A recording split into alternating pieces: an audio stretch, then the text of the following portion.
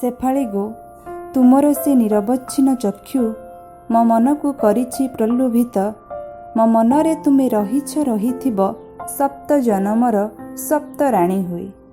शेफाली गो तुमे झरीपड़ झरा फूल होई मो प्राणर सौम्य उपवने पाछुटी निए तुमको मु प्रीतिर लगने। शेफाली गो जेतेबेले स्पर्श करू वसुधार वक्षरे धन्य होई जाए मही तो दिव्य स्पर्शरे सेतेबेले ढळ ढळ लोतक श्रुतरे प्राण मोर घारी जाए तमसा कायारे।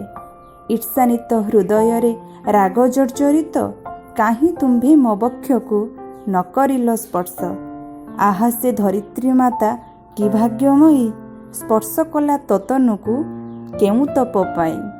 शेफाली गो विदाय देउछि तते आजि दिन पाई पुणी दर्शन हेब प्रभातरे जाई। क्षणिकर आयुषरे वितरित बास धराशायी मते कलु ए जीवन शेष ए जीवन शेष। शेफाली गो तुमर से निरवच्छिन्न चक्षु मो मन को करिछि प्रलोभित मो मनरे तुमे रहिछ रहिथिब सप्त जन्मर सप्त राणी हुई।